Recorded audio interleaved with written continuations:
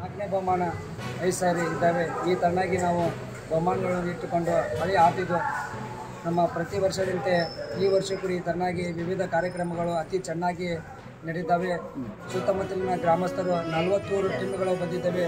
ಅತಿ ಚೆನ್ನಾಗಿ ಆಗಿ ನಮ್ಮ ಗುರುವಿನ ಕರೆಪಚ್ಚ ಮಹಾರಾಜರ ಪಾದಕ್ಕೆ ಹಣೆ ಮಣಿದು ನಮ್ಮ ಈ ಕಾರ್ಯಕ್ರಮವನ್ನು ಅತಿ ಚೆನ್ನಾಗಿ ನಡೀತಿದೆ. ತುಂಬ ಚಲೋ ಒಂದು ಟೀಮಿಗೆ 6 ಜನ ರೀ, 12 ಇತ್ತಾಗಾರು ಹತ್ತಾಗಾರು 12.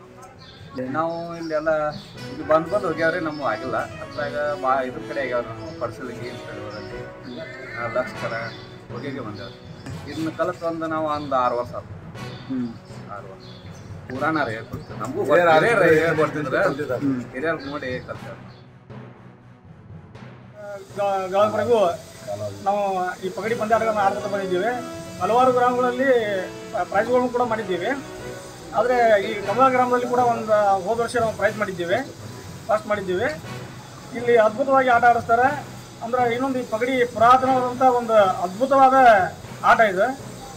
ಈ ಆಟ ಗೊತ್ತಿದ್ದವರಿಗೆ ಗೊತ್ತಿರೋರಿಗೆ ಏನೂ ಗೊತ್ತಾಗಲ್ಲ. ಬೀದಿಗಳಲ್ಲಿ ಮೆರವಣಿಗೆ ಮಾಡುತ್ತಾ ಶ್ರೀ ಕರಿಯಪ್ಪಜ್ಜನವರ ಒಂದು ನಿನ್ನೆಯ ದಿನ ಶ್ರೀ ಕರಿಯಪ್ಪಜ್ಜನವರ ನಿಮಿತ್ತವಾಗಿ ಈ ಪಗಡಿ ಪಂದ್ಯಾಟವನ್ನು ಹಮ್ಮಿಕೊಳ್ಳಲಾಗಿತ್ತು. ಸುಮಾರು 40ರಿಂದ 50 ಟೀಮ್ಗಳು ಈ ಒಂದು ಕಾರ್ಯಕ್ರಮದಲ್ಲಿ ಭಾಗವಹಿಸಿದವು. ಬೇರೆ ಬೇರೆ ಹಳ್ಳಿಗಳಿಂದ ಬಂದು ಈ ಒಂದು ಕಾರ್ಯಕ್ರಮಕ್ಕೆ ಎಲ್ಲರೂ ಬಂದು ಯಶಸ್ವಿಯಾಗಿ ನಡೆಸಿಕೊಟ್ಟಿದ್ದಾರೆ.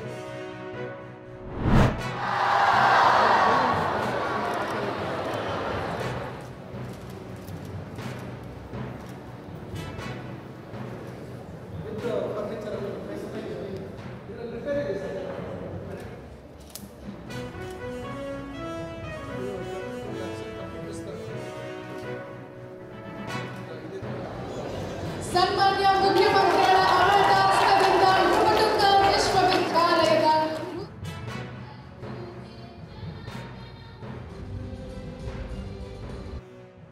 ವಿಷಯ ಏನಪ್ಪ ಅಂತಂದ್ರೆ ಅಸಮಾನತೆ ಹೋಗದೆ ಜಾತ್ಯತೀತ ಸಮಾಜ ನಿರ್ಮಾಣ ಮಾಡಲಿಕ್ಕೆ ಸಾಧ್ಯ ಆಗಲ್ಲ. ನಮ್ಮ ಗುರಿ ಇರ್ತಕ್ಕಂಥದ್ದು ಜಾತ್ಯತೀತ ಸಮಾಜ, ಸಮ ಸಮಾಜ, ಎಲ್ರಿಗೂ ಸಮಾನವಾದಂಥ ಅವಕಾಶಗಳು ಸಿಗ್ತಕ್ಕಂಥದ್ದು ಆಗಬೇಕು. ಇದನ್ನು ಮಾಡಲಿಕ್ಕೆ ನಾವೆಲ್ಲರೂ ಕೂಡ ಪ್ರಯತ್ನ ಮಾಡೋಣ ಅಂತಕ್ಕಂಥ ಮಾತುಗಳನ್ನು ಹೇಳಿ, ಈಗ ವಿದ್ಯೆ ಬರಬೇಕಲ್ಲ. ಒಂದು ಕಾಲದಲ್ಲಿ ವಿದ್ಯೆ ಕಲಿತಕ್ಕಂಥ ಅವಕಾಶ ಇರಲಿಲ್ಲ. ನಿಮ್ಮ ಹಿಂದಿನ ಜನ್ರೇಷನ್ನು ವಿದ್ಯೆ ಕಲಿತಕ್ಕಂಥ ಅವಕಾಶ ಇತ್ತ? ನನಗೆ ಇರಲಿಲ್ಲ, ನಮ್ಮ ಹಿಂದಿನ ಜನ್ರೇಷನ್ ಇರಲಿಲ್ಲ. ನಾನು ವಿದ್ಯಾವಂತನಾದೆ. ನಾವು ವಿದ್ಯಾವಂತನಾದ್ರಿಂದ ಮುಖ್ಯಮಂತ್ರಿ ಆಗಲಿಕ್ಕೂ ಸಾಧ್ಯ ಆಯಿತು. ಒಂದು ವೇಳೆ ವಿದ್ಯಾವಂತನಾಗದೆ ಹೋಗಿದ್ರೆ ನಾವು ಮುಖ್ಯಮಂತ್ರಿ ಆಗ್ತಾ ಇರಲಿಲ್ಲ. ಅದಕ್ಕೋಸ್ಕರ ಎಲ್ರಿಗೂ ಅವಕಾಶ ಸಿಗಬೇಕು. ವಿದ್ಯೆ ಇದೆಯಲ್ಲ, ಯಾರ ಅಪ್ಪರ ಮನೆ ಸೊತ್ತಲ್ಲ. ಅವಕಾಶ ಸಿಗಬೇಕು ಅಷ್ಟೇ.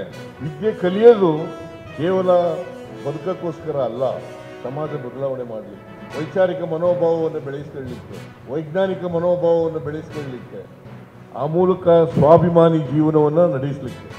ಇದು ಆದಾಗ ಮಾತ್ರ ನಾವು ಹುಟ್ಟಿದ್ದಕ್ಕೆ ಸಾರ್ಥಕ ಆಗ್ತದೆ ಅಂತಕ್ಕಂಥ ಮಾತುಗಳನ್ನು ಹೇಳಲಿಕ್ಕೆ ಬಯಸ್ತೇನೆ.